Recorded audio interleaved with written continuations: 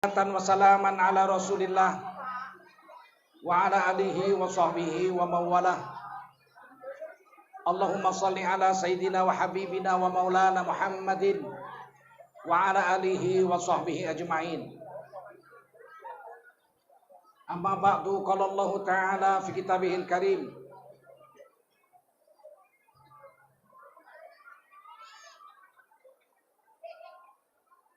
A'udzu billahi minasy syaithanir rajim.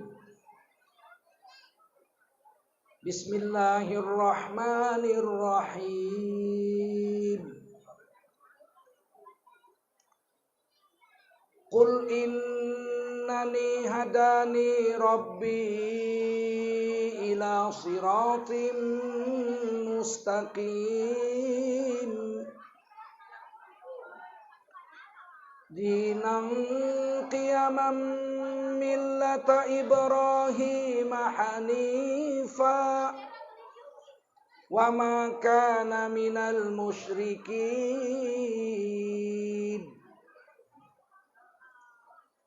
Qul inna salati wa nusuki wa mahyaya wa mamati. Mudah-mudahan kita semua mendapatkan pahala jihad dari Allah Subhanahu wa taala. Amin. Sadaqallahul azim wa sadaqa rasuluhun nabiyul karim wa nahnu ala dzalika minasy syahidin wasyakirin walhamdulillahi rabbil alamin. Para ulama, tuan-tuan guru yang berhadir yang dimuliakan Allah Subhanahu wa taala, khususnya ketua Forum Komunikasi Masjid dan Mushola se-Mencirim ini, Bapak Ustadz kita, Bapak Kiai kita yang telah memberikan sambutan kepada kita tadi. Semoga ke depan seluruh masjid dan mushola bersatu padu membina Mencirim ini, khususnya Desa Asam, untuk menjadi negeri yang baldatun thayyibatun wa rabbun ghafur. Malam hari ini saya sangat berbahagia dan kagum. Yang hadir banyak sekali, kalah keyboard. Harus begitu, syiar agama Allah itu harus dibesarkan, betul? Ini kali kalah keyboard ini. Dzalika wa may yu'azzim sya'airallah fa innaha min taqwal qulub. Allah berfirman, barang siapa yang mengagungkan syiar-syiar agama Allah, itu muncul dari hati yang bertakwa kepada Allah. Mudah-mudahan kita semua termasuk golongan orang yang bertakwa.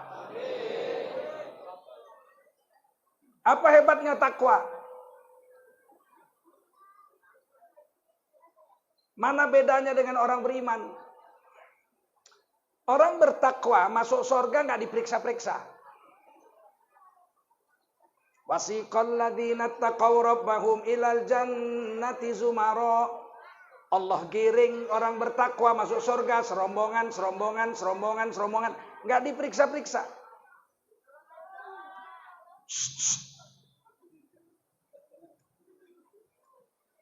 Kenapa orang bertakwa nggak diperiksa-periksa masuk surga? Karena surga diciptakan untuk orang bertakwa. Wa'iddat lil muttaqin, itu surga disediakan, dijanjikan untuk orang yang bertakwa. Dan kita itu disuruh berharap surga, merebut surga itu disuruh. Hati-hati dengan pengajian-pengajian akhir zaman ini. Kita beramal bukan karena takut neraka. Wah, ini bahaya betul. Jadi kalau nggak takut neraka, berani sama neraka. Iya, tapi bukan karena takut neraka. Saya beramal bukan karena berharap surga. Iya. Allah menyuruh kita berharap surga. Allah menyuruh kita takut dengan neraka. Saya nggak takut neraka. Ya, bagaimana takut neraka? Ngerokok aja, api neraka aja kok isep-isep.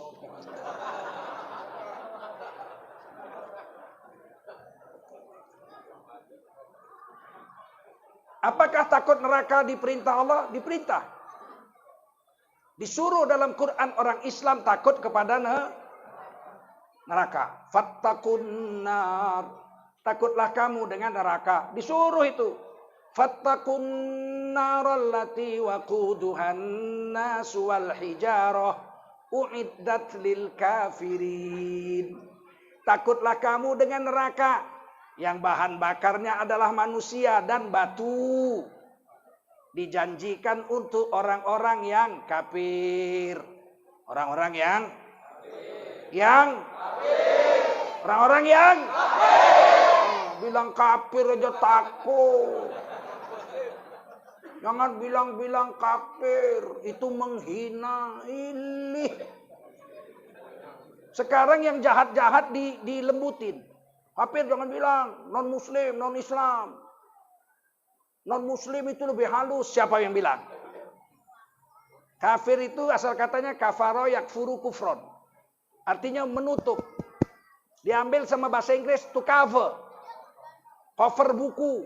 Buku ditutup dengan sampul. Ini. Kafaro yakfuru kufron. Ini meja ditutup pakai taplak meja. Ini namanya kafaro. Orang yang nutup tadi kafir. Mana? Siapa yang nutup tadi ini? Siapa yang nutup ini tadi? Kafir.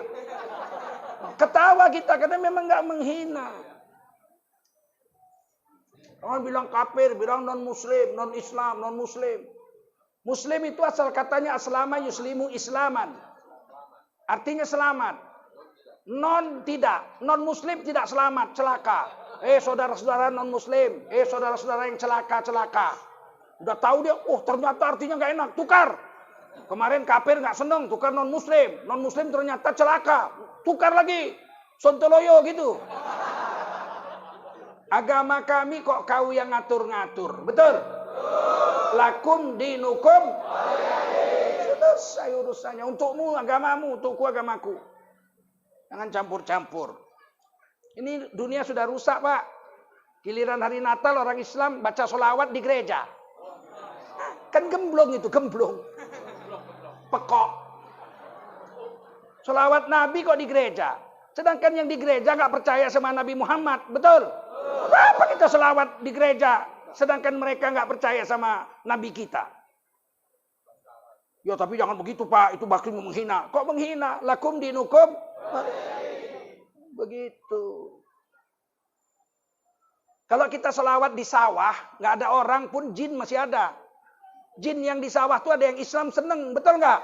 Kalau di gereja jinnya mana ada yang Islam? Aduh. Ini kadang-kadang akal nggak dipakai, susah, rumit.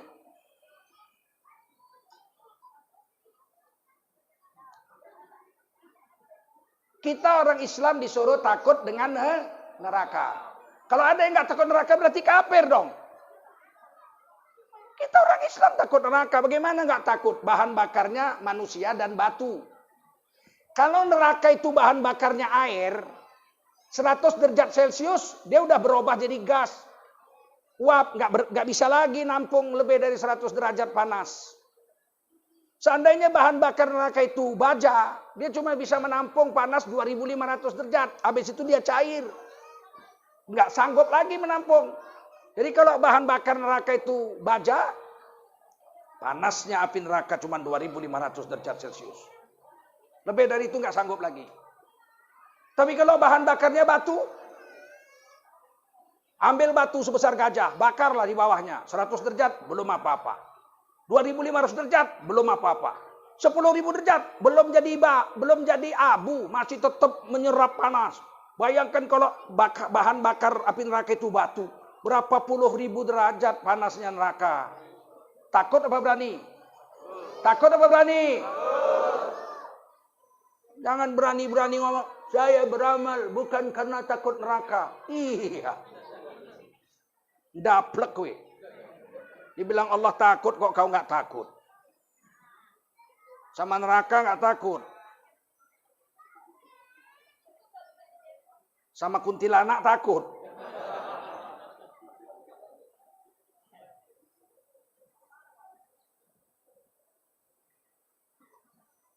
Kalau kita beramal karena takut neraka, udah selamat.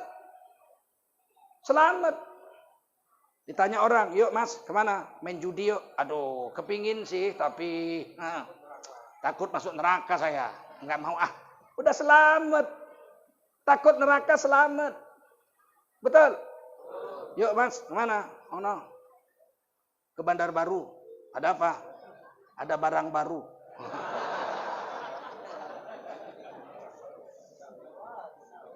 Oh, ngapain sana? Biasa. Bini kita kan udah tua. Ini barang baru, masih seger. Mana ada lonte barang baru? Yang namanya lonte barang busuk dong, betul nggak? Betul? Pak Ustadz jangan kasar-kasar, jangan bilang lonte. Jadi apa namanya? Apa namanya? Pekerja seks komersil. Dia bukan pekerja, emang dia bayar pajak. Memang manusia hari ini, kafir nggak boleh, bilang lonte nggak boleh.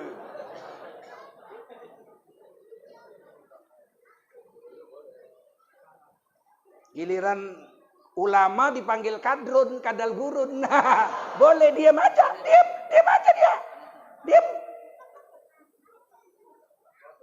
Memanglah, dunia sudah kiamat hampir kiamat, betul nggak? Rusak, hari ini agama dibenci, maksiat disenangi. Maka saya terharu di sini ada forum komunikasi masjid dan musola. Tidak ada jalan selain mendekatkan diri pada Allah untuk menjadikan negeri ini negeri yang baldatun thayyibatun wa rabbun ghafur. Betul? Dan ciri-ciri negeri mau bangkit agama di situ apabila anak muda mulai mau terlibat di masjid dan urusan agama. Ini yang hadir 80% anak muda. Dan bukan di sini aja. Bukan di sini saja. Sudah saya perhatikan sekitar 10 tahun lebih. Kalau tabligh akbar, pengajian rata-rata 60% anak muda. 40 tahun ke bawah. Pergi haji, pergi umroh. Dari Indonesia rata-rata 60%, 70% anak-anak muda. Beda dengan Maroko, India, Pakistan, Bangladesh, Cina yang umroh, yang haji itu tua-tua. 80% orang tua. Kalau di sini Indonesia ngaji, baca Quran, majelis taklim, membela agama, umroh, tabligh akbar, sholat tarawih, 60-70% anak muda. Kalau anak muda sudah mulai mau campur urusan agama, tidak lama lagi Indonesia akan menjadi negeri yang baldatun thayyibatun wa rabbun ghafur.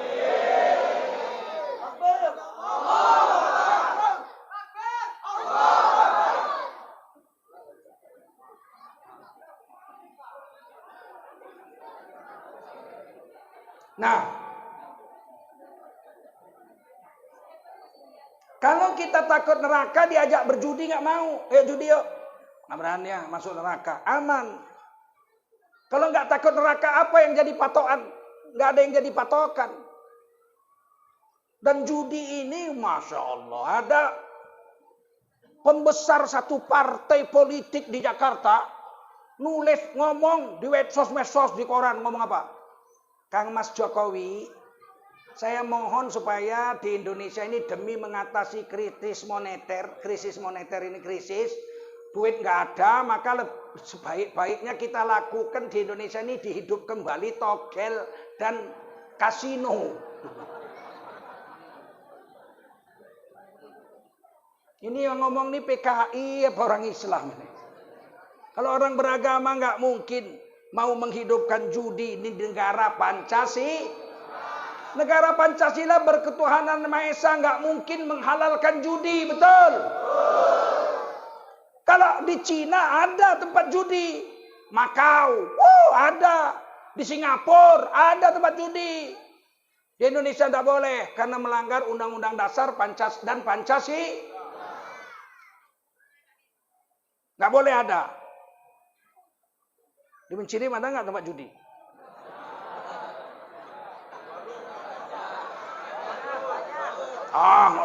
Melanggar Pancasila nggak mungkin. Ada nggak? Ada?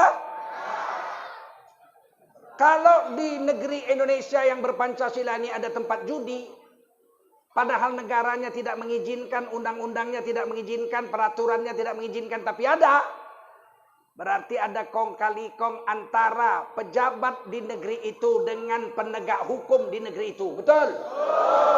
Dan ada kong kali kong dari pengusaha-pengusaha bejat yang mau dapat duit dari mencekik batang leher rakyatnya sendiri. Betul? Wajib dilawan. Siap? Siap. Begitu.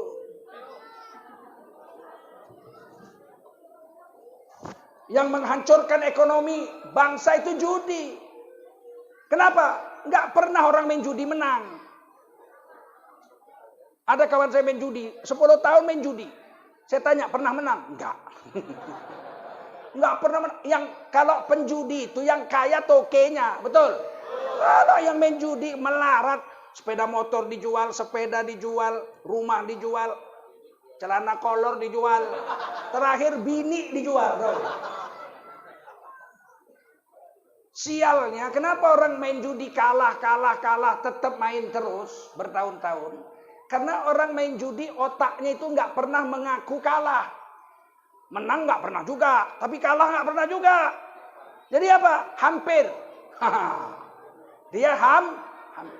Kalah enggak, menang juga enggak.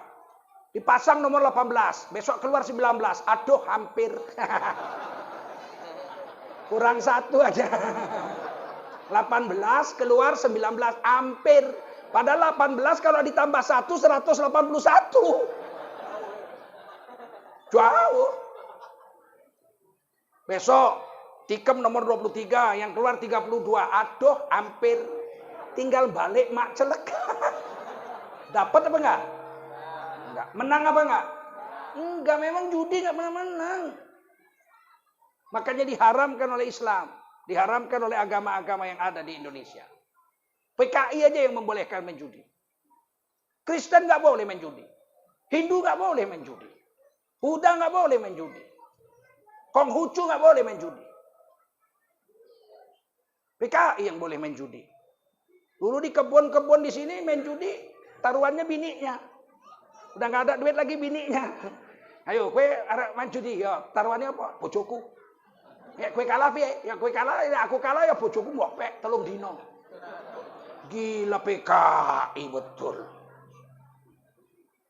Kalian belum lahir, belum tahu, aku udah tahu.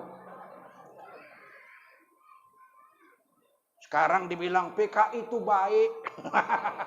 Yang jahat tuh Pak Harto, batukmu.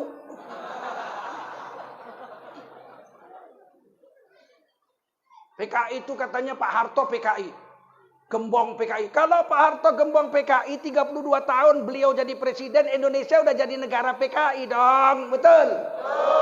Kalau Pak Harto itu gembongnya PKI, pasti anak-anak PKI yang belum tobat, masih tetap pemikirannya komunis, pasti masuk partainya Pak Harto dong. Betul?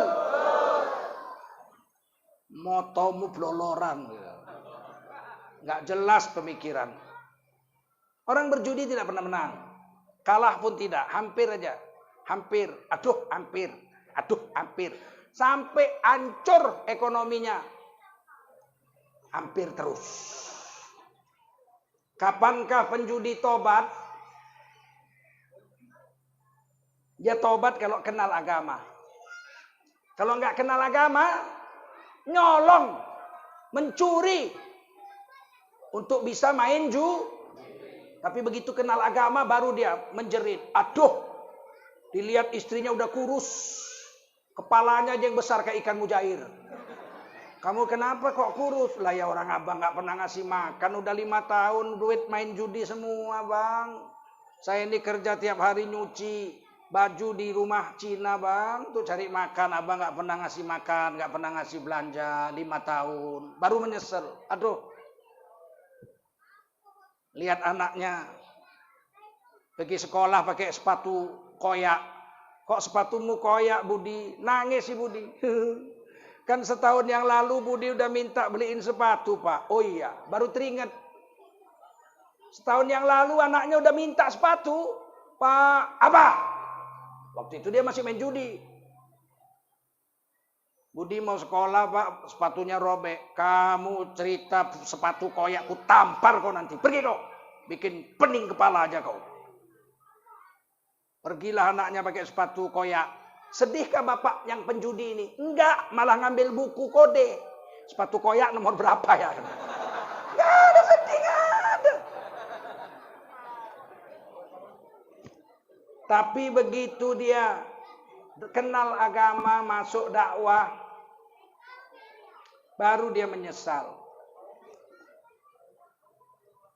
Orang kalau sudah jahat, berjudi, berzina, mabuk, dan lain-lain, hukuman pertama yang Allah jatuhkan kepada dirinya adalah dicabutnya rasa cinta dari hatinya. Bukan masuk neraka, bukan. Dicabut rasa cinta dari hatinya. Orang yang biasa main judi, rasa cinta dicabut. Sehingga gak cinta lagi sama istri, gak kasihan lagi lihat anak. Sama bapak ibunya pun gak sayang lagi dia. Begitu juga orang yang tukang berzina. Dicabut rasa cinta dari hatinya terhadap istri dan anaknya. Gak ada rasa cinta. Gak kasihan dia lihat anaknya gak makan. Anaknya pakai sepatu koyak, gak kasihan. Tapi begitu dia tobat, dikembalikan rasa cinta itu. Baru dia sadar. Seperti yang dibilang Muksin Alatas tahun 75-an.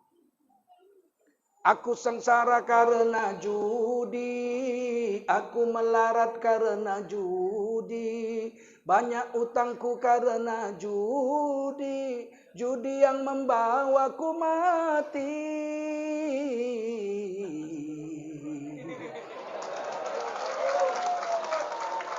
Mati akal dan pikiranku, tak dapat berpikir tenang. Anak istriku jadi korban, menanggung malu pada orang. Baru dia sadar, mungkinkah insaf terlambat, uang dan harta tertambat, anak istriku melarat karena judi keparat.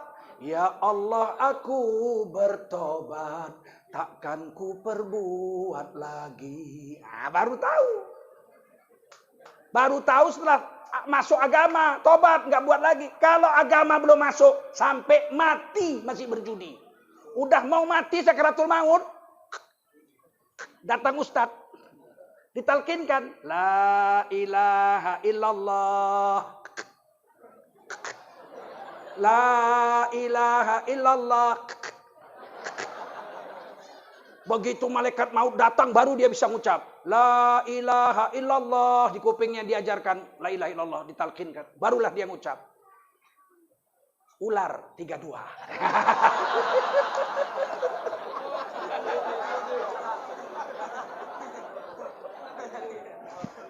Manusia mati dengan hobinya, betul? Manusia mati dengan hobinya. Kalau hobinya mabuk, ya mati mabuk. Kalau hobinya selingkuh, mati selingkuh. Ada orang mati, mau mati sakaratul maut, istrinya di sebelah kirinya di tempat tidur di rumah sakit. Anak-anak menantu kumpul semua. Datang kiai, diajarkan di kuping kanannya, la ilaha illallah, la ilaha illallah.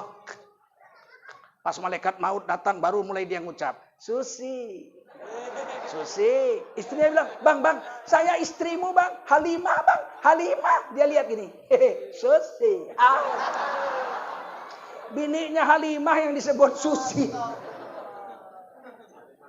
Jangan dipikir selingkuh, nggak ada yang tahu, sembunyi di bawah pohon sawit sana.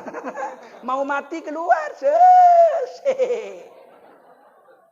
Manusia mati dengan ada yang hobinya joget, dikit-dikit joget. Asal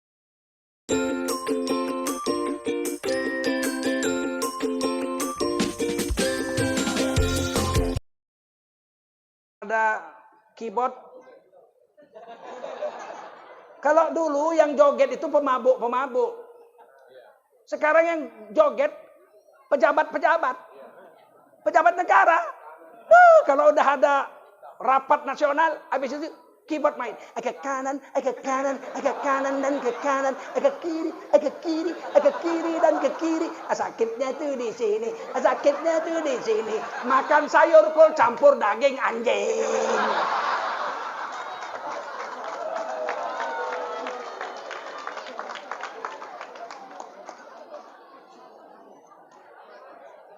Kalau hobinya joget, matinya hobinya ke masjid, matinya di masjid. Udah kejadian di desa ini, betul nggak?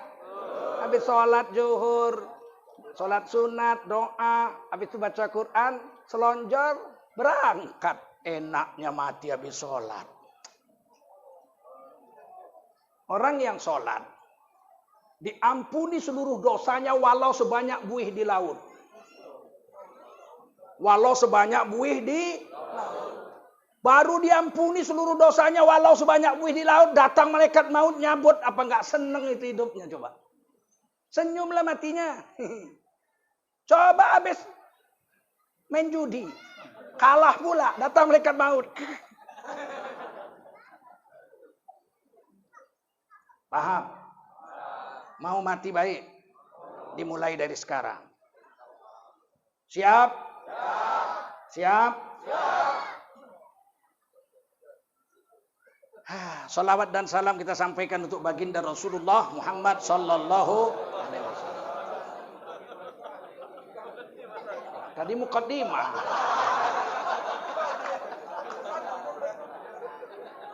Ayo kita salawat. Semangat suaranya ya. Ya Nabi salam alaika, ya Rasul salam, salam alaika, ya Habib salam alaika, salawatullah alaika, ya Nabi salam alaika,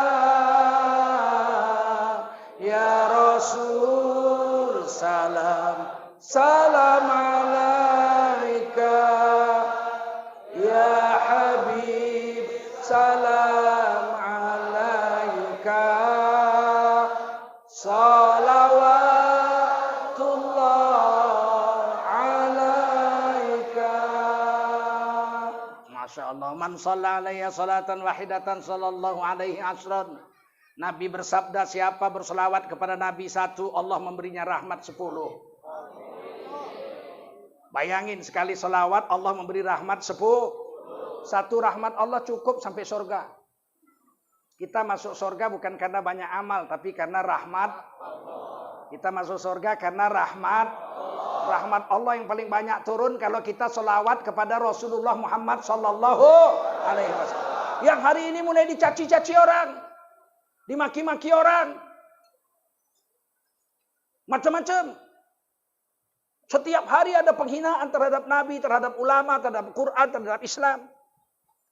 Malah kadang-kadang yang menghina itu orang Islam. Tamatan pesantren. Keluarganya ulama besar. Dia bilang apa di Twitternya? Hanya gara-gara Nabi Ibrahim mimpi. Mimpi nyembelih anaknya benar-benar disembelih coba. Hanya gara-gara mimpi.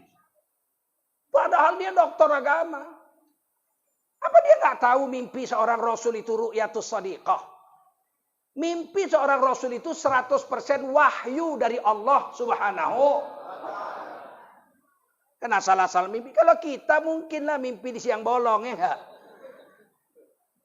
Udahlah nggak punya kerjaan, pengangguran, mimpi kawin sama anak presiden. Maaflah dulu Wak ya enggak? Nyenggol tangannya aja nggak pernah seumur hidup. Kalau Rasulullah mimpi, siapapun Rasulnya, pasti mimpinya itu ru'yatus shadiqah, wahyu dari Allah Subhanahu wa ta'ala. Dibilangnya lagi, tidak manusiawi hari raya Idul Adha Jutaan binatang, kambing, sapi, onta, domba disembelih. Jutaan ekor disembelih, tidak manusiawi. Loh, padahal dia tiap hari juga makan kambing, makan ayam goreng, ya enggak? Emang ayam yang dimakan itu matinya digelitii. Memang sontoloyo. Iya, yang ayam yang kau makan itu ya disembelih juga, bego, betul? Sebetulnya dia bukan orang bodoh, Pak. Dia doktor.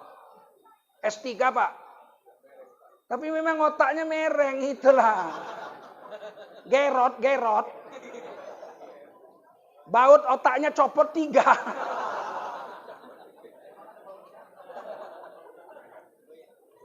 Benci sama Islam sendiri padahal dia beragama Islam. Tukar aja pakai duit. Memang mata duitan. Yang namanya nahar itu sembelih, betul? Udhiyah itu hewan sembelih. Bukan pakai duit. Kalau duit namanya sedekah, betul? Infak, betul? Wakaf, betul? Hadiah. Udhiyah kok pakai duit. Memang mata duitan. Untung nggak nanti lama-lama udah tukar rokok aja. Memang sontoloyo betul. Penghancuran agama di Indonesia bukan oleh orang-orang bodoh, orang-orang kafir saja. Hari ini orang-orang yang ngaku ahli agama, kiai haji, profesor doktor, menghancurkan agama Islam sendiri. Tamat pesantren. Ada lagi yang ngomong di TV. Semua agama itu sama saja. Kita sholat 5 waktu. Subuh kita sholat, dia masih tidur. Ya enggak? Kita habis bersetubuh sama istri wajib mandi, dia enggak mandi.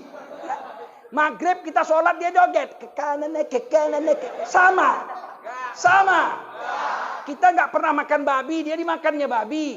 Kita enggak pernah minum tua, dia minum tua. Alisoy.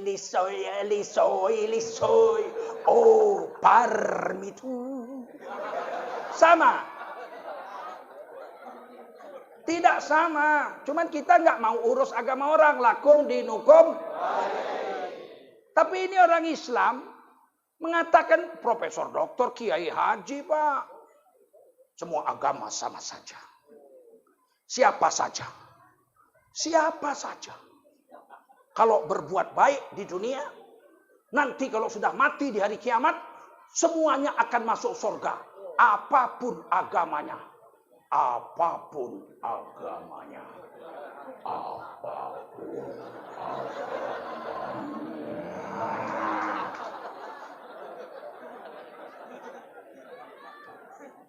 Ini memang Islam memang mau dihancurkan, Pak. Paham?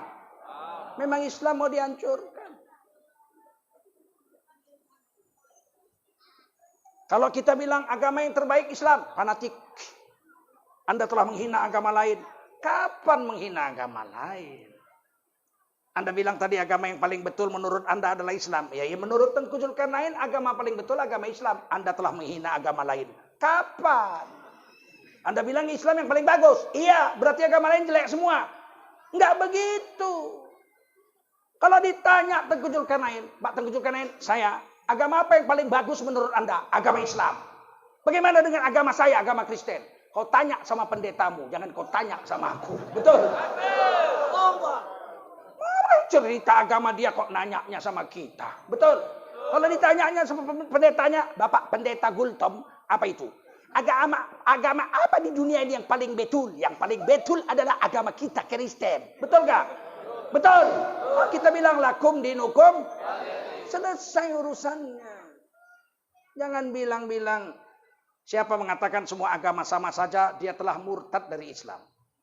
Sebab Allah mengatakan innad dina indallahil agama yang paling diridhoi Allah satu-satunya adalah agama lain lakum dinukum. Saya tidak urus agama lain.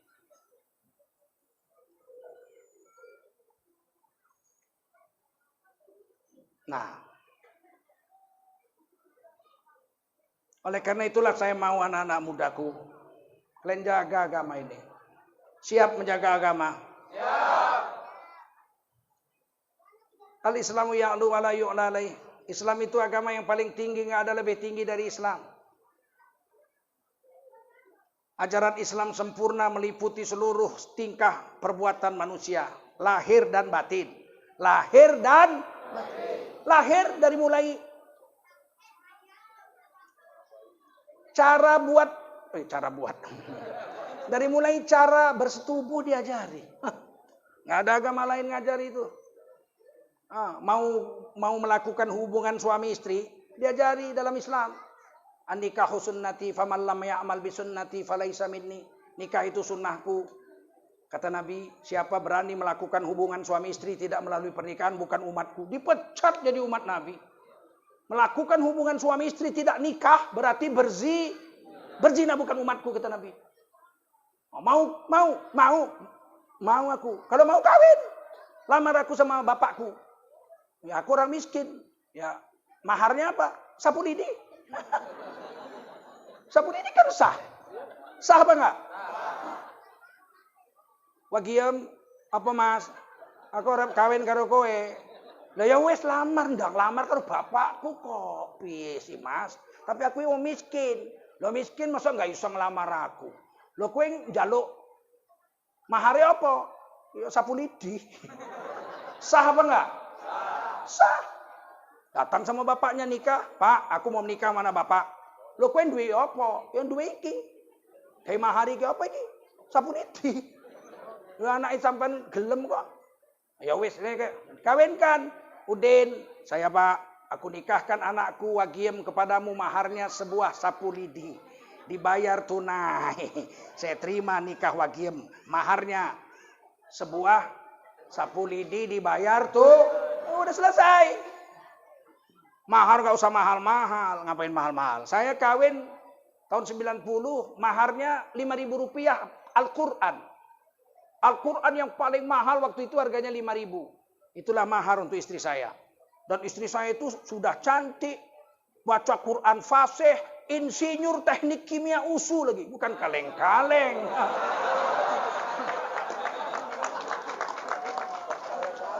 Bukan kaleng-kaleng. Ini. Minta mahar-mahar bukan main. Ngapain bikin susah?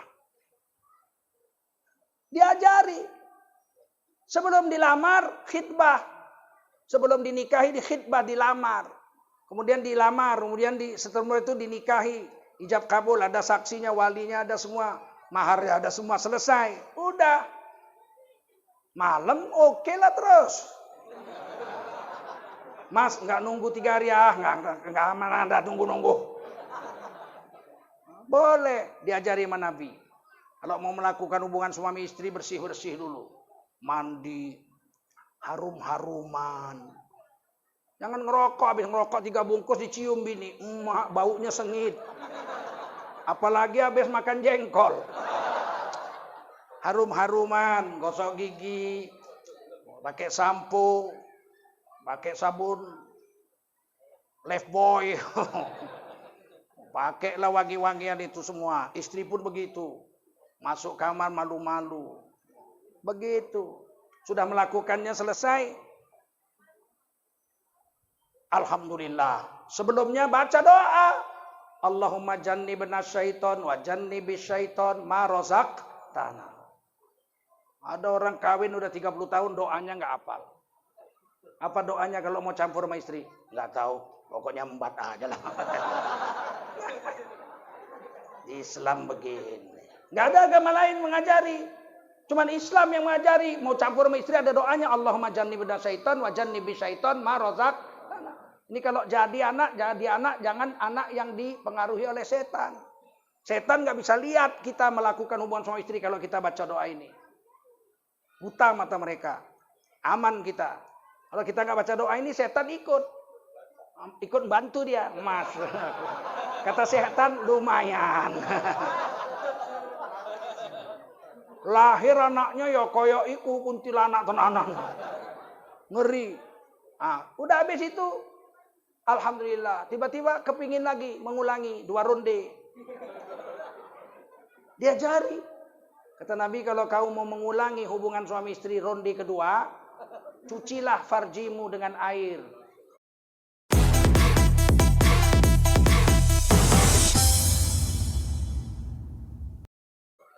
basuh, udah dicuci pakai farjimu dengan air bersih, wuduklah seperti wuduk mau sholat.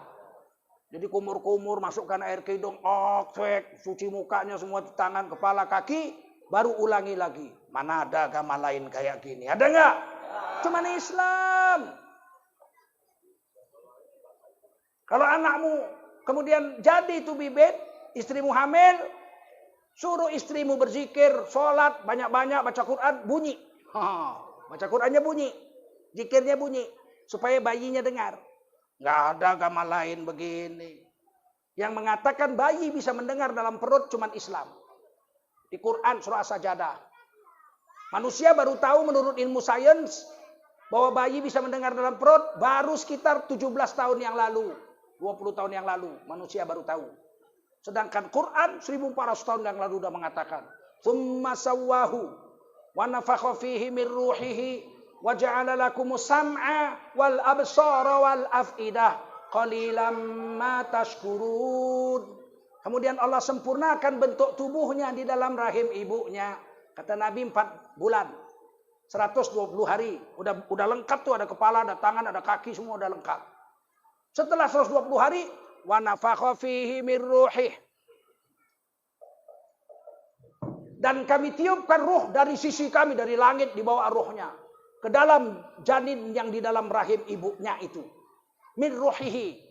Kepadanya ditiupkan ruh. Makin pakai dia ini, domirnya masih hu. Begitu hidup, ditiup ruh, berubah domirnya. Wa ja'ala lakum as-sam'a wal absara wal afidah. Dan kami jadikan kamu bisa mendengar, bisa melihat, bisa merasakan perasaan ibumu. Qalilan ma tashkurun. Sedikit diantara kamu yang bersyukur. Padahal awal kalimatnya dia. Summa sawwahu. Kemudian kami sempurnakan bentuk tubuhnya.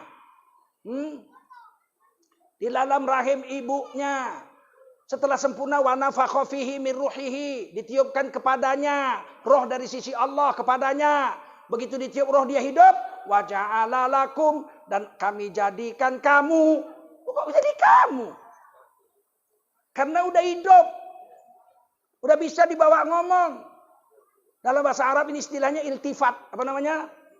Ya, ini ada anak santri-santri dengar tuh. Iltifat. Perubahan objek. Yang pertama dari dia, nyanya menjadi kamu. Dalam satu kalimat yang sama. Itu hebatnya bahasa Arab. Kalah bahasa Indonesia mah bahasa miskin. Kosakatanya aja cuma 1 juta. Bahasa Inggris 10 juta. Bahasa Arab. Kamus bahasa Inggris Webster setebal ini. Kamus bahasa Arab, lisanun Arab segini. Biar bisa dilihat bedanya bahasa Arab dengan bahasa Inggris, bahasa yang lain. Kata ahli linguistik, saya kebetulan dosen linguistik. Hampir 30 tahun pensiun sekarang. The most complex language in the world is Arabic. Bahasa paling kompleks di dunia adalah bahasa Arab. Makanya Quran diturunkan dalam bahasa Arab. Memang gak ada bahasa sehebat bahasa Arab. Kayak, coba ya, kalau kita bilang bulan cuman bulan aja. Bulan sabit, bulan. Bulan bulut, purnama, bulan. Betul? Hah? Betul? Januari, Februari, Maret, apa namanya? Bulan. Istri kita tiap bulan datang, bulan, semua bulan. Orang Arab tidak. Bilang sabit namanya hilal. Apa namanya? Hilal. Kalau bulan bulat namanya badrun. Kalau Januari, Februari namanya syahrun. Bini kita tiap bulan datang haid. Apa namanya? Kalau bahasa Indonesia bulan. Pokoknya bulan. Menunjukkan kata-kata dalam bahasa Indonesia sedikit. Menghina bahasa Indonesia. Bukan menghina, ini mengatakan sebenarnya. Paham? Bukan gara-gara ini terus saya ke Arab-Araban. Ke Arab-Arab. Kucubit nanti kumismu baru kau tahu. Saya ini bangsa Indonesia, betul. Tapi kan harus jujur. Bahwa bahasa paling hebat sedunia adalah bahasa Arab. Dan Quran diturunkan dalam bahasa Arab memang layak. Inna anzalnahu Qur'anan Arabiyya. la'allakum ta'qilun. Sesungguhnya kami telah turunkan Quran dalam bahasa Arab agar kamu berakal, ngerti hebatnya Quran itu. Paham kehebatan Quran itu.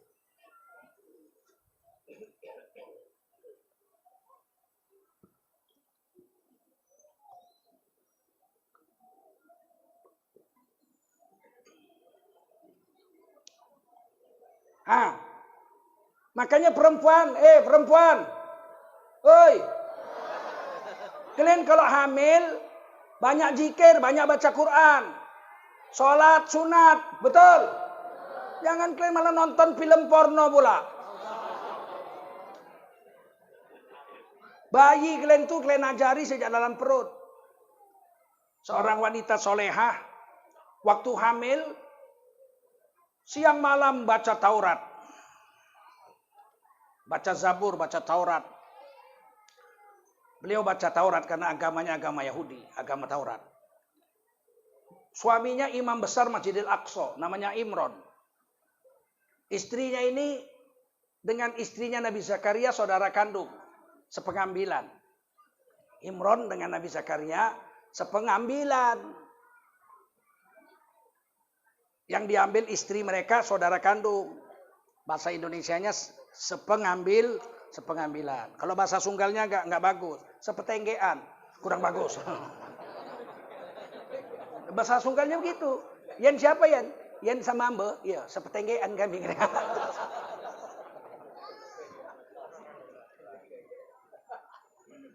Sayang Imron rahimahullah ta'ala wafat ketika anaknya dalam kandungan. Maka istrinya siang malam baca Taurat dan baca doa. Doanya saking hebatnya ditulis di Quran. Untuk supaya gadis-gadis ini kalau sudah kawin, kalau hamil baca doa ini. Surah Al-Imran ayat 36. Rabbi inni nadhartu laka ma fi batni muharraran fataqabbal minni innaka antas samiul alim. Wahai Tuhanku, sesungguhnya aku bernazar anak yang dalam perutku ini kalau lahir 100% akan ku sedekahkan untuk agama. Urus agama aja, nggak usah urus saya. Nggak usah cari makan untuk saya walaupun saya janda. Saya bisa cari makan sendiri. Pokoknya anak saya ini kalau udah lahir wakaf untuk agama aja 100%. Begitu hebat. Dan anak ini begitu lahir ternyata perempuan. Nggak bisa perempuan jadi imam Masjidil Aqsa. Anak ini dipelihara oleh pamannya Nabi Zakaria. Istri Nabi Zakaria itu bibi kandungnya perempuan ini. Namanya Maryam. Dikurung dalam kamar. Nggak pernah lihat laki-laki dan nggak pernah dilihat laki-laki dari bayi sampai dewasa. Dibikinkan mihrab. Satu kamar sekitar 5 kali 6 meter. Saya udah sampai ke sana. Sholat situ nangis saya. Ya Allah, inilah mihrab yang pernah mengurung, memingit, gadis pingitan namanya. Seorang gadis dari bayi sampai dewasa, sampai punya anak dengan perintah Allah. Nah, anaknya jadi nabi, namanya Nabi Isa. Hebat sekali ini perempuan. Gak pernah dilihat laki-laki, gak pernah lihat laki-laki. Tiba-tiba Mahfud MD ngomong di ELC. Anak perempuan baru kelas 5 SD. Setelah ngaji. Nggak mau lagi jumpa laki-laki yang bukan mahramnya. Dia bilang muhrim. Bukan muhrim, mahram. Muhrim itu orang pakaian ihram. Kalau orang yang haram dikawini bahasa Arabnya mahram. Perempuan umur kelas 5 SD. Udah akil balik. Kelas 5 SD. Orang perempuan akil balik umur 9 tahun kok. Kelas 5 SD nggak mau jumpa laki-laki yang bukan mahramnya. Ini adalah ciri-ciri pendidikan radikal di Indonesia. Kurang ajar betul tuh. Aku nggak peduli biarpun menteri, mana peduli aku. Nggak senang debat, ya kan? Berani dia bilang Nabi Zakaria radikal. Mengurung Siti Maryam nggak jumpa dengan laki-laki seumur hidup. Berani bilang Siti Maryam radikal. Berani bilang Quran radikal. Jangan gara-gara politik Islam kau pinggir-pinggirkan, betul nggak? Gadis pingitan bukan aja zaman dulu. Bukan orang Arab, bukan orang Yahudi saja. Kita orang Sumatera dari Aceh sampai Lampung tahun 50-an nggak boleh jumpa laki-laki perempuan. Dipingit. Biar orang Melayu, biar orang Mendeleng. Mendeleng dulu kalau mau jumpa perempuan, disogok pakai lidi itu rumah. Lantainya disogok pakai lidi. Perempuan tuh nengok, ada lidi, ditarik lidinya. Oh berarti ada respon. Baru bisik-bisik. Isi rumahmu. Au hasibuan doa. Wah. Hasibuan do. Oh do. Kori. Oh do, au kori. Oh, nama baca Quran. Iya, au. Udah jangan kuat-kuat nanti dengar bapakku. Kalau memang serius bang datanglah lamar aku. Siapa namamu? Aku Rohana. Jangan salah bang, di rumahku ini ada 7 perempuan. Pingitan. Nggak berani pergi naik sepeda berdua-dua. Baduo di atas ban. Nggak berani. Baduo di atas ban. Nggak berani. Betul? Nggak berani. Yang mau pacaran-pacaran hanya penjajah Belanda. Kafir-kafir Belanda. Benyamin S. menyindirnya dalam lagu Nonton Bioskop. Tahun 60-an Bung Karno nggak membolehkan nyanyi selain lagu daerah dan seriosa. Kus Plus ditangkap masuk penjara. Gara-gara nyanyinya Kus Plus kan nyanyi pop, nyanyinya Beatles. Di sana rumahku dalam kabut biru. Ditangkap masuk penjara. Benyamin S. mengarang lagu Gambang Kromong, lagu Betawi. Nyindir orang-orang yang mulai pacaran ikut-ikut penjajah kafir Belanda. Lagunya terkenal dulu. Mau dengar? Dengar syairnya, dengar baik-baik. Ini ceramah, ini bukan nyanyi. Malam minggu, ane pergi ke bioskop. Bergandengan, ame pacar nonton koboi. Beli karcis, tahu-tahu kehabisan. Dasar sial terpaksa beli catutan. Beli catutan tuh beli tiket sama calo. Harganya 5 kali lipat, 3 kali lipat lebih mahal. Duitnya habis. Nontonlah dia. Aduh emak asiknya nonton dua-duaan kayak Nyonye dan Tuan. Nyonye dan Tuan Belanda. Di gedongan Belanda, rumah kita mana ada yang gedong zaman itu, rumah tepas bambu semua, betul?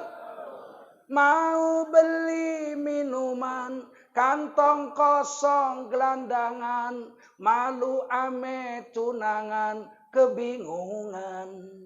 Film abis, ane terpaksa nganterin. Jalan kaki ke kampung asam kegelapan. Tahun 60. Anak macan masih ada di sini. Sepatu baru aja dibeliin. Dasar sial, pulang-pulang nginjek gituan. Ada apa? Orang dulu buang air besar di jalan. Mana ada WC zaman itu? Menghina betul itu lagu, menyindir. Karena nggak ada orang Indonesia yang Islam yang pacaran. Yang pacaran tuh nyonya-nyonya tuan-tuan Belanda, noni-noni. Nggak ada orang-orang Islam, orang-orang Indonesia yang berpacaran. Zaman itu semua dipingit. Hasilnya mereka kawin baik-baik, ketemu di pelaminan, nikah, sampai anak cucu nggak cerai-cerai. Sekarang berani orang datang ke rumah malam minggu, ngambil anak kita diajak nonton, permisi sama bapaknya, gila nggak? Assalamualaikum om. Bapaknya lagi zikir. Subhanallah, subhanallah, subhanallah, subhanallah. Subhanallah, subhanallah, subhanallah, subhanallah. Assalamualaikum. Siapa maghrib datang ini? Buka pintu, laki-laki. Kamu siapa? Johnny om. Mau ngapain? Saya kawan sekolahnya anak om, si Susi. Oh. Masuk. Susi, saya papi. Ini kawanmu sekolah mau jumpa, duduklah ya nak ya berdua-dua dulu ya. Bapak mau zikir dulu di kamar. Bapaknya lanjutin zikir. Subhanallah, subhanallah, subhanallah, subhanallah. Bapaknya zikir di kamar, anaknya diunyil-unyil sama si Joni.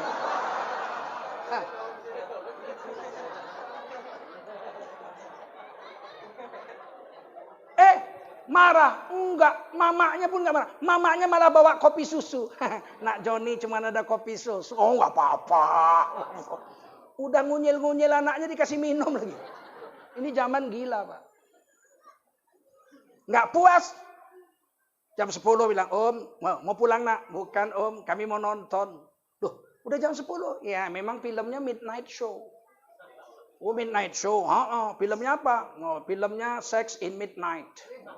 Artinya apa nak? Di bawah panggilan Ka'bah.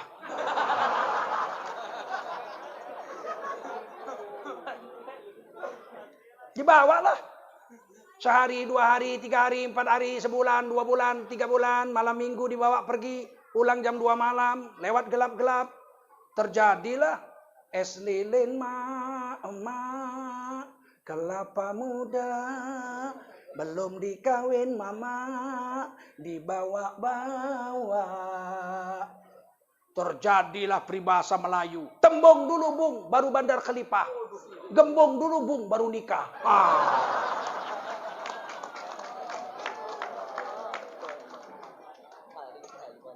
Udah hamil, bukannya malu bapaknya mamanya enggak, dipestakan.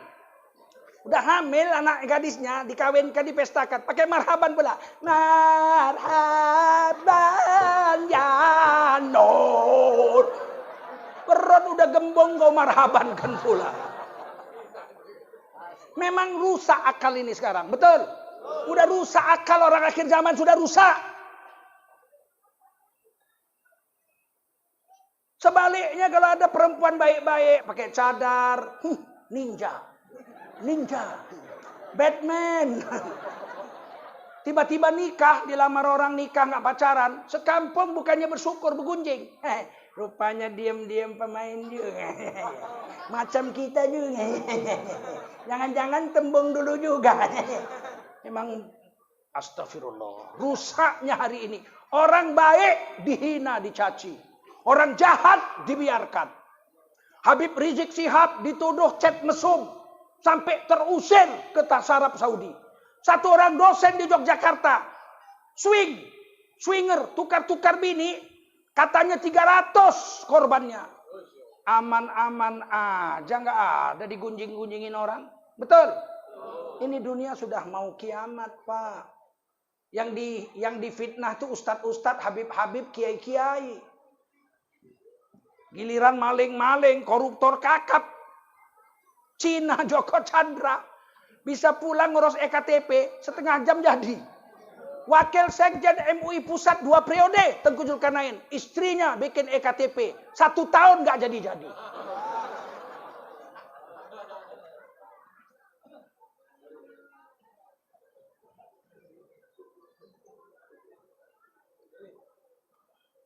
Apakah keadaan ini mau kita biarkan? Dibiarkan? Mengubahnya hanya dengan satu jalan. Kembalilah kepada agama. Kembali kepada agama. Ngaji, kita ngaji. Saya dengar tadi kalau subuh pengajiannya 300 orang. Sedikit itu. Mestinya 3.000 yang hadir. Betul? Insya Allah. Yang hadir bawa 1 orang. Subuh Ahad besok yang datang 300. Setiap 1 orang bawa 1 orang. Minggu depannya ngaji lagi sudah 600. Setiap 1 orang bawa 1 orang. Sekali lagi sudah 1.200. Mesti begitu. Kalau enggak ajak mengajak jangan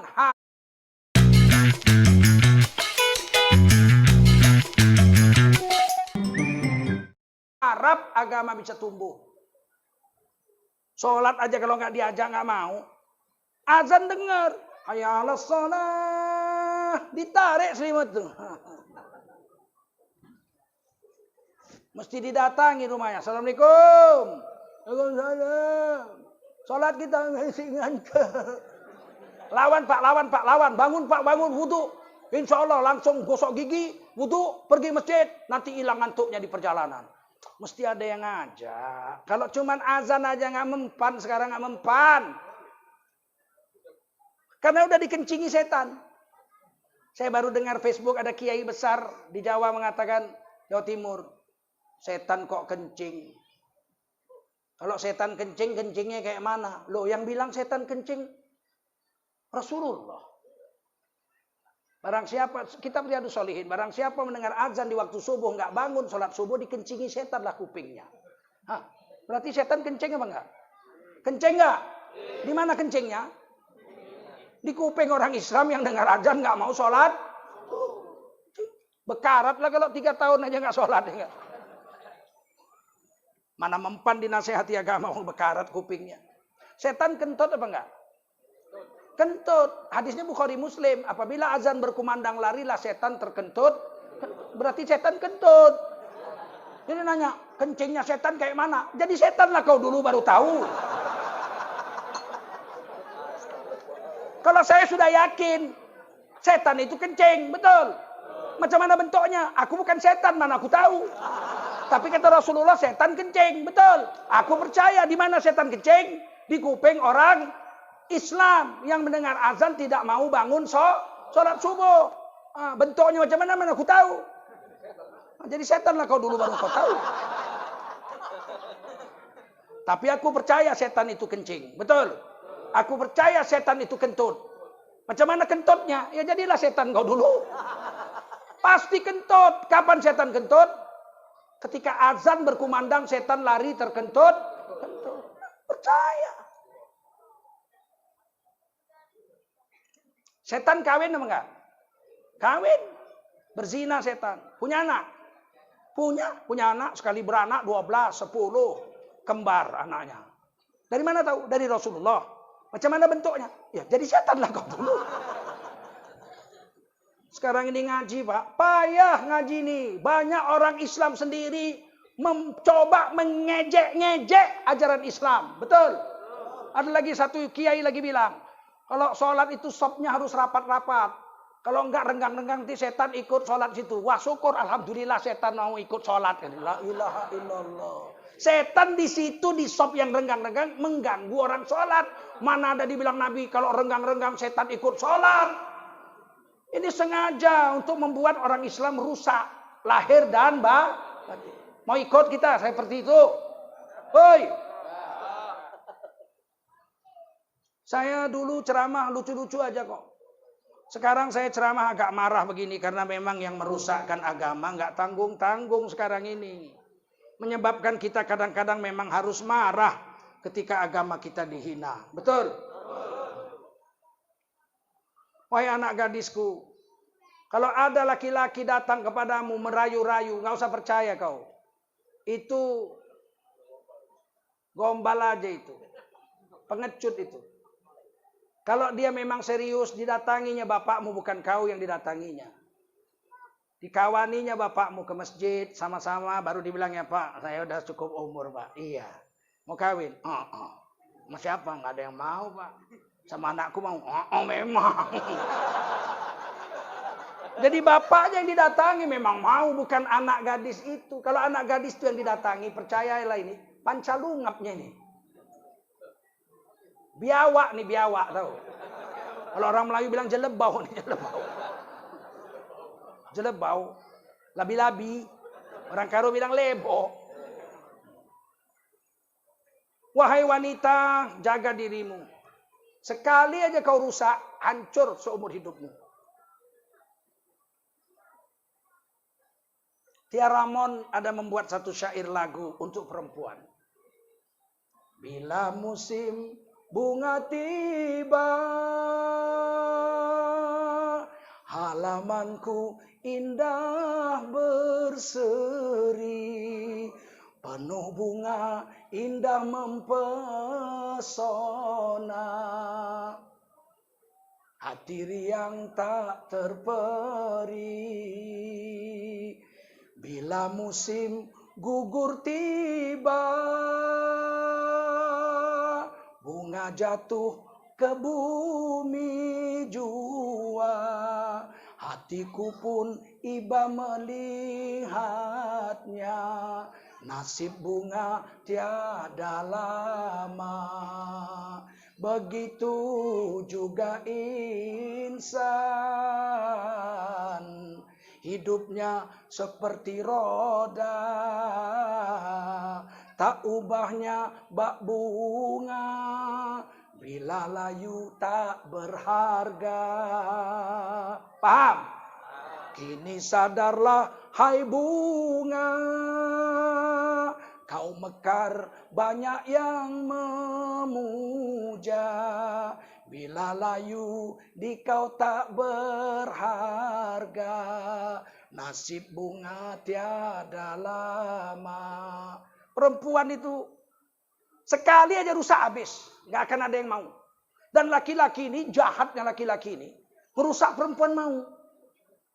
Kalau iman tak kuat, dirusaknya perempuan ini, rusaknya perempuan ini, rusak perempuan ini. Udah 100 perempuan dirusaknya. Kata bapaknya, kawinlah kau nak. Udah cukup umur. Ya, kawin sama si Anu. Hah, rusak pak. Pada yang rusak dia. Kalau yang itu, nggak mau aku pak. Udah rusak pak. Kalau mau yang mana? Yang itu pak. Yang itu baik tuh, orang baik. Bangsatnya laki-laki itu. 100 perempuan dirusaknya, giliran dia mau kawin, dipilihnya orang baik. Tengok tuh. Betapa rusaknya perempuan yang dirusaknya itu. Jangan percaya kalian mulut laki-laki ini. Penipu semua ini. Bagaimana dengan Ustadz? Sama saja. Kalau sudah mulut manis, pasti penipu.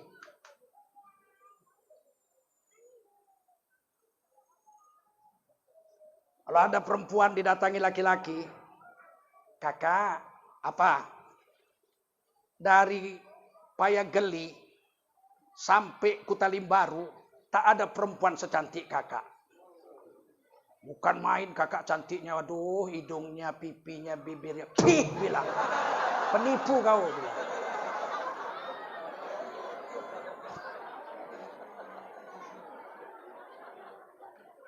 Jangan percaya mulut laki-laki. Kata nenek moyang kita, terang bulan, terang dikali, buaya timbul kusangka mati. Jangan percaya mulut laki-laki, berani sumpah tapi takut mati. Oh kalau sumpah, walaupun harus menyeberangi lautan api, kau akan kuseberangi sayang. Kenapa dia berani ngomong gitu? Karena nggak ada lautan api, nggak ada.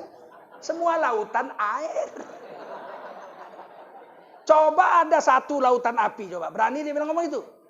Walaupun ada lautan api, engkau ada di seberang, tetap akan kuseberangi. Omong kosong, kau minum kopi panas saja kau tiup. Laki-laki penipu. Penipu. Laki-laki penipu. Percaya sama laki kalian aja. Sama laki orang gak usah percaya. Apalagi tukang ojek.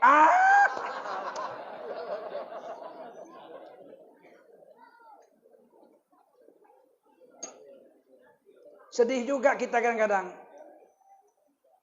Istri kita naik ojek. Belanja kampung lalang. Kenapa naik ojek? Kenapa nggak naik angkot? Oh, lebih cepat, lebih murah naik ojek. Memang murah, tapi 71 kali ngerem.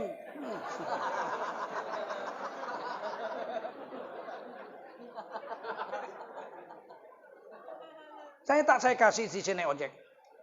Pernah dulu saya datang ke rumah family, baru-baru nikah. Karena jauh kami naik bus.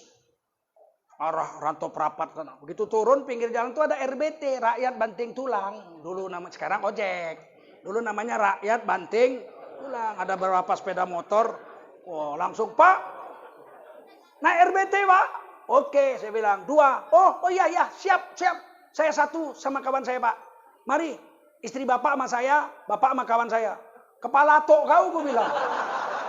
Enak kali kau, aku yang bayar mahar, kau yang ngerem 70 kali.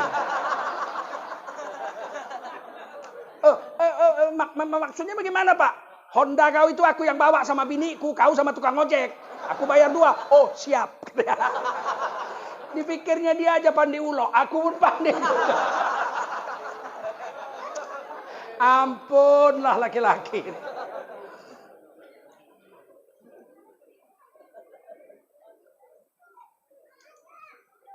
Ibu-ibu mau masuk surga nggak? Yang kuat jawabnya, mau nggak? 4 langkah aja. Berapa langkah? Langkah pertama, jaga sholat 5 waktu. Bisa? Pokoknya asal azan berhenti. Lagi nyuci azan berhenti, sholat. Lagi masak azan, matiin kompornya, sholat. Pokoknya jangan biarkan azan berlalu tanpa sholat. Insya Allah sholat kita terjaga. Ibu dapat 1 tiket masuk surga. Siap? Yang kedua, puasa Ramadan dijaga. Siap? Kalau perempuan puasa kuat. Kuat, karena nggak merokok. Ini yang bikin orang malas merokok itu kan, yang malam puasa itu kan malas puasa karena merokok. Udin, puasa? Aku lemas sekali badanku. Kalau puasa lemas sekali aku. Mana ada orang puasa nggak lemas? Mike Tyson aja puasa lemas. Nggak ada orang bilang, aku kalau udah puasa kuat kali tenagaku. Bohong. Kalau puasa lemas, betul. Tapi sehat. Orang puasa badannya kuat. Walaupun tenaganya lemah. Buktinya, diakui oleh seluruh dokter sedunia. Orang paling kuat posisi tubuhnya adalah ketika puasa. Mana buktinya? Buktinya kalau orang operasi jantung. Kata dokter, Bapak besok jam 10 pagi akan dioperasi jantungnya. Dibelah dadanya, di jantungnya dibelah. Diambil urat kakinya, diganti urat-urat jantungnya dengan urat kaki, namanya bypass. Dadanya, jantungnya dibelah. Kira-kira memakan waktu 10 jam. Oh ya Pak dokter, apa boleh buat? Saya siap dioperasi besok jam 10 pagi sampai jam 10 malam. Apa yang harus saya buat dokter? Kata dokter apa? Bapak mulai malam ini puasa. Mau dioperasi jam 10 pagi disuruh puasa. Kalau yang kuat itu makan pasti dibilang dokter. Besok Bapak jam 10 pagi dioperasi dadanya, dibelah. Maka malam ini makanlah 7 bakul. Gitu. Ada. Supaya badannya kuat. Walaupun tenaganya berkurang. Tapi posisi jiwa dan tubuhnya prima. Maka orang mau operasi disuruh puasa. Ibu mau puasa, jaga puasa 1 bulan penuh Ramadan mau? Kalau tinggal segera ganti, siap? Udah semifinal masuk surga. Tinggal 2 langkah lagi.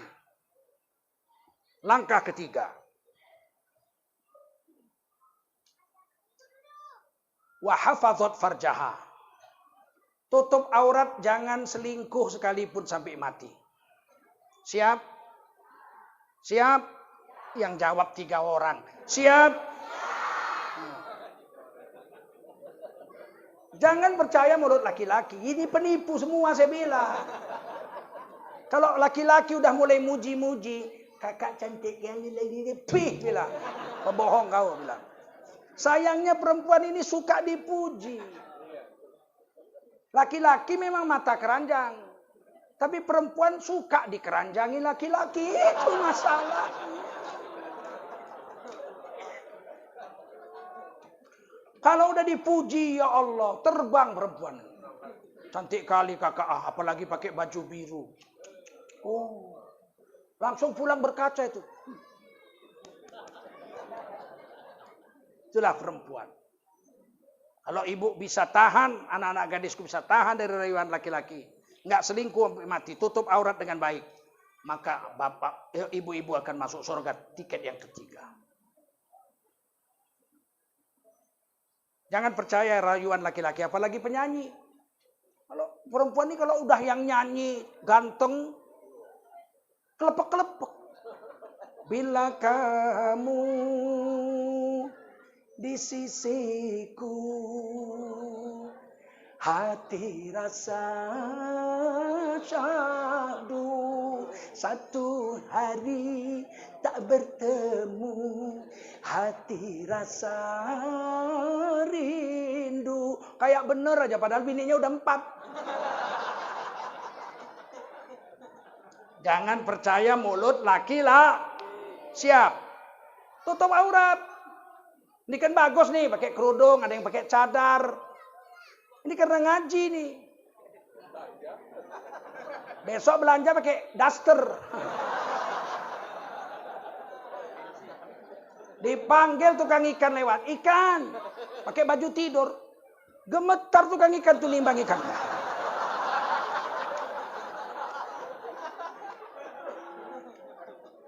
Tutup aurat, siap? Tutupnya ada 2. Nampak wajah namanya khumur. Jamaknya bentuknya khimar, jamaknya khumur artinya kerudung, nampak muka dan tapak tangan. Surah An-Nur 31. Kalau tutup semua cuman matanya yang nampak, namanya cadar. Di Quran surah Al-Ahzab ayat 59. Jadi wanita ini tutup auratnya ada 2. An-Nur 31 nampak wajah, Al-Ahzab 59 tutup Jangan kalian ejek-ejek ninja, Batman. Dia mengamalkan Quran. Perempuan ini, walaupun wajah itu ikhtilaf dalam madhab Syafi'i. 2 pendapat. Imam Suyuti, Imam Ibnu Hajar, Imam Nawawi Al-Bantani, Imam Sayyid Abi Bakri Syato, Ibnu Katsir, dan lain-lain mengatakan perempuan wajib ditutup wajahnya. Imam Nawawi Ad-Dimashqi, pengarang kitab Riyadhus Shalihin, mengatakan tidak wajib, sunat. Tapi tidak ada satupun majelis ulama seluruh dunia mengatakan haram menutup wajah, nggak ada. Satu wajib, satu sunat. Seandainya lah ikut Imam Nawawi Ad-Dimashqi, wajah nggak wajib ditutup. Dibukanya wajahnya pakai kerudung aja, nggak berdosa. Nggak berdosa, kata Imam Nawawi. Tetapi, saya ingatkan perempuan, walaupun wajah seandainya bukan aurat, tapi laki-laki justru jatuh cinta karena lihat wajah.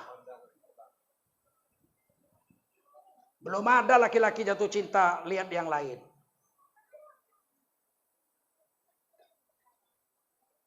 Lagu keroncong tahun 60-an cerita itu. Terbayang-bayang wajahmu dengan rupa yang manis. Terbayang-bayang wajahmu. Nggak ada lagu keroncong. Terbayang-bayang dengkulmu. Nggak ada. Paham? Seandainya wajah bukan aurat, aurat itu dengkul aurat. Tapi nggak ada orang jatuh cinta lihat dengkul. Dengkul wajib ditutup. Dan wanita yang dipuji itu dalam bahasa Indonesia, wajah. Wajahnya bagaikan bulan purnama. Matanya bagaikan bintang kejora. Bibirnya bagaikan limau seulas. Ini mesti limau sambal. Kalau limau Bali macam bibir kerbau lah. Paham? Pipinya bagaikan pauh di layang. Dagunya bagaikan lebah bergantung. Alisnya umpama semut beriring. Giginya bagaikan biji mentimun. Semua di wajah. Nggak ada yang dipuji. Pahanya bagai batang pisang. Nggak ada. Paham? Walaupun seandainya wajah menurut Imam Nawawi Ad-Dimashqi hanya sunat, nggak wajib ditutup. Tapi yang berbahaya bagi seorang wanita itu justru wajahnya. Maka saya, istri saya, anak saya pakai cadar. Nggak saya kasih istri saya keluar rumah nggak pakai cadar. Awak yang bayar mahar orang yang teplongok nengok mukanya. Mana aku kasih, betul nggak? Seandainya ada 10 perempuan bernyanyi lagu nasyid, suara perempuan tidak aurat dalam mazhab Syafi'i. Suara perempuan tidak aurat. Makanya ada MTQ di Indonesia, di Malaysia, itu perempuan baca Quran. Karena dalam mazhab Syafi'i yang dianut Indonesia dan Malaysia, suara perempuan tidak aurat. Tapi walaupun perempuan suaranya nggak aurat, berbahaya atas hati seorang laki-laki. 10 perempuan nyanyi, nasyid, nampak wajah, pertama tangan aja, An-Nur 31. Yang dinyanyikan siksa kubur. Ngeri nggak? Takutlah kamu kan pintu kubur. Takutlah kamu kan pintu kubur. Takutlah kamu kan pintu kubur. Laki-laki yang nonton nggak teringat kubur nggak. Mereka kan bilang mak jang bibir kawan. Bahayanya wajah seorang wanita. Walaupun seandainya bukan aurat. Paham? Jangan kalian ejek perempuan pakai cadar. Mereka itu mengamalkan Al-Quran dengan sempurna. Semakin malu wanita menampakkan tubuhnya, semakin tinggi iman yang ada di dalam dadanya. Ada orang pula cadar, kerudung tidak penting, yang penting hatinya Islam. Itu kan cuma kulit saja, nggak penting. Iya. Kalau kulit nggak penting, cobalah kau makan durian nggak usah dikupas.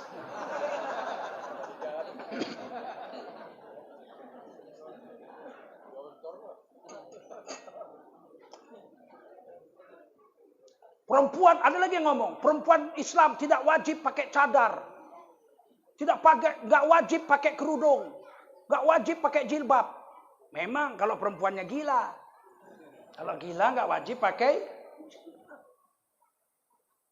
Menutup aurat wajib. Ada lagi yang gilanya.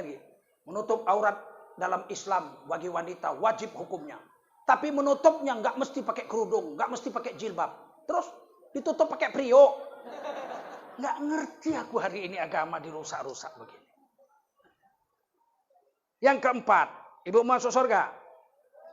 Jangan lawan suami sekalipun sampai mati. Bisa?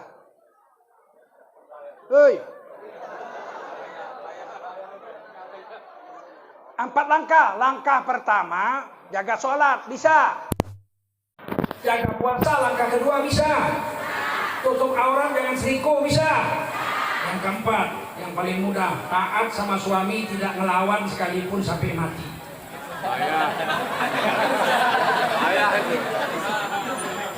Coba aku tanya, tunjuk tangan yang sebelah kanan ini, yang selama perkawinan nggak pernah melawan suami. Tunjuk tangan.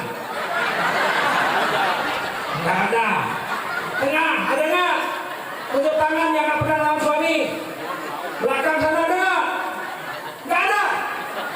Berarti dia ahli neraka jahanam.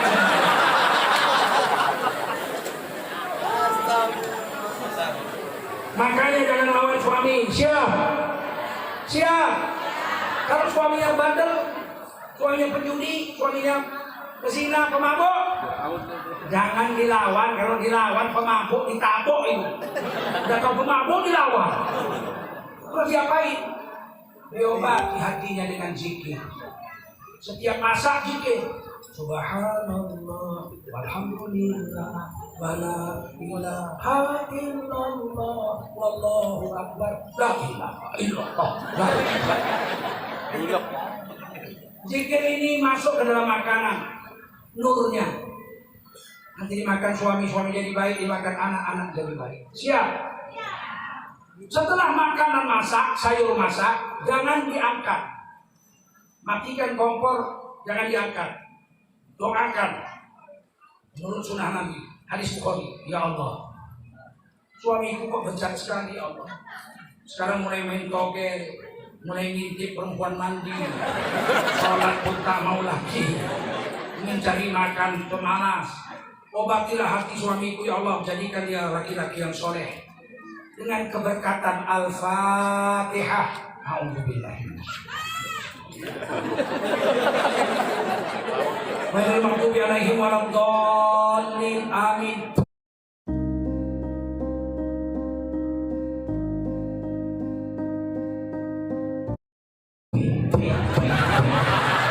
Ludahkan ke sayur itu Fatihah. Namanya ruqyah. Apa namanya? Insya Allah sebulan, 2 bulan, 3 bulan, 4 bulan, 5 bulan, 6 bulan suaminya jadi baik. Kalau nggak baik, mati. Ibu dapat suami baru. Sekarang kutanya laki-laki gawat yang keras, jijik nggak dengan ludah istri? Jawabnya keras, jijik nggak? Enggak. Main kan gitu.